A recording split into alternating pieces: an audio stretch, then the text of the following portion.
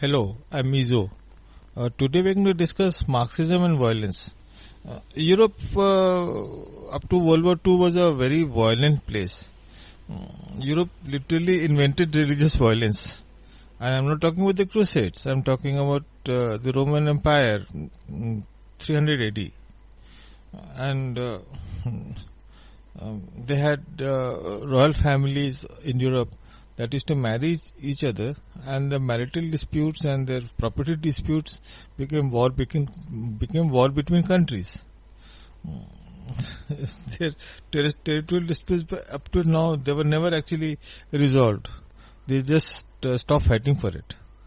And then there were rebellions, there were revolts and fight for power and stuff like that. But the European warfare was quite different from the way Indians fought their wars, at least the internal wars, because the European warrior had no qualms about slitting throats of civilians, and Indians didn't fight that type of war. They used to, when they faced this type of war, 100 years back, they just collapsed. But that's a different story. Marx is born in this society. That is the thing. Now, he believed that everything is wrong. He believed that the history is wrong. He believed that the economic structures are wrong. The philosophy is wrong. The sexual conduct is wrong. Everything about society he found was wrong. And he said that everything has got to be changed violently.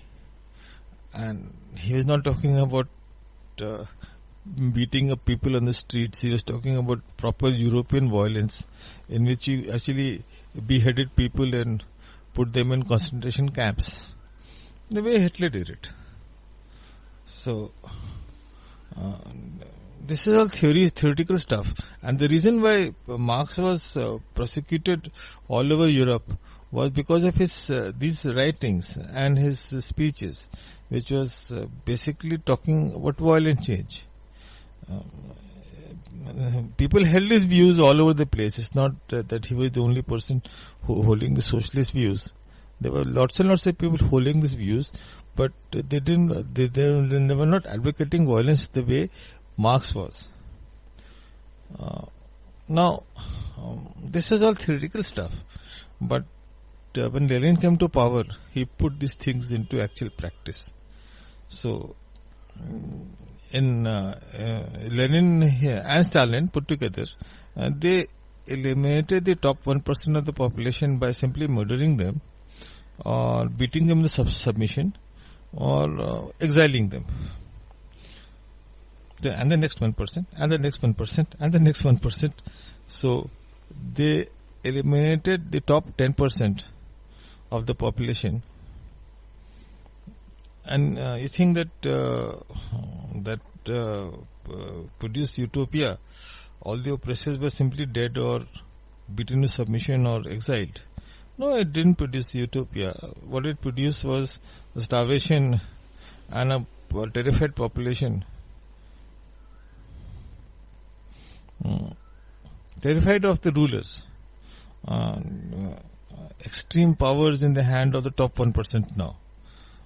Previously, the powers in top 1% more social or more economic, but now it is just pure power. They could do anything they wanted to any citizen, and they really did anything they want with any citizen, and that produced starvation basically, and a society in which you could enforce free labor. Yeah, I mean, the terror was so bad that they could get people to work free on important projects. A lot of stuff and communists were built with free labor. Actually, I call it slavery. No matter how important the project is, the workers need to be paid. If they're not paid, then it's slavery. Anyway, we see that this phenomena occurring repeatedly, especially in Cuba, where they again eliminated the top 1%, and then we had a place called Cambodia, where they eliminated the top 30% of the population. Like in Cuba, you had these pyramids made of skulls. That was the situation. And what happened to Cambodia after the destruction of the top 30% of the population? They starved to death. Actually, a lot of people starved to death. Not all of them were murdered, but basically it didn't produce utopia. So the thought, when Bernie comes and talks about top 1%, if you eliminate the top 1%, you don't get utopia. You get a society that is very bad, because the people in power now have the power to kill and eliminate you by just calling you an enemy of the revolution. So, but this is not history.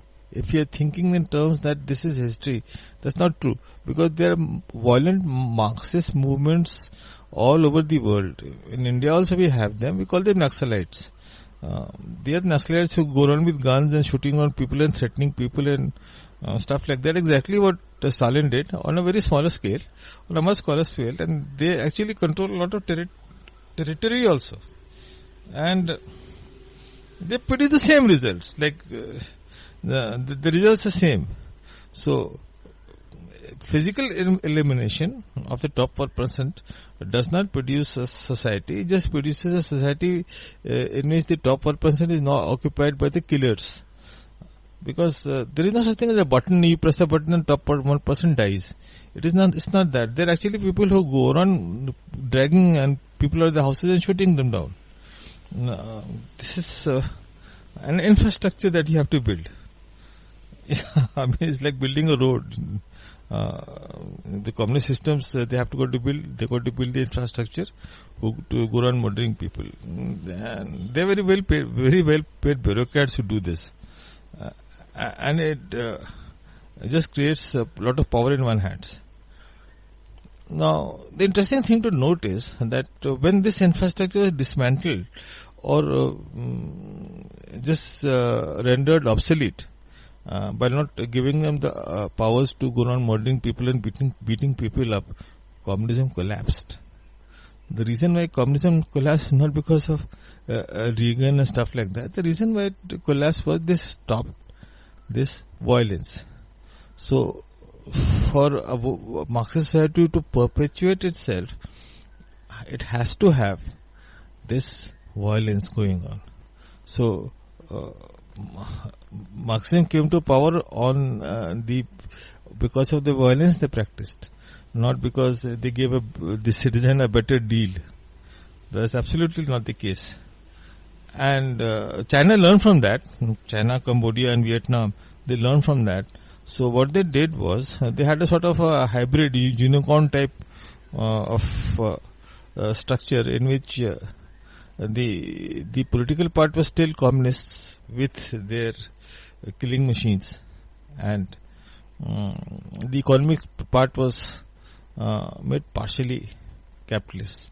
And if you talk to Marxists today, they always point to China. Look, China developed so fast and did this, they did that, all the stuff they'll tell you. But what they won't tell you is that that development part is because of the capitalist nature of the economy, not because of Marxism. And with this, I come to an end of this talk with you.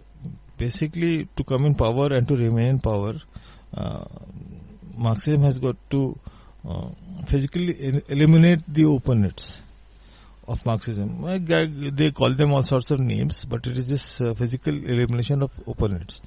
And it doesn't produce utopia, it just creates starvation and a new hierarchy which is even more powerful than the old one. So with this I'm signing off.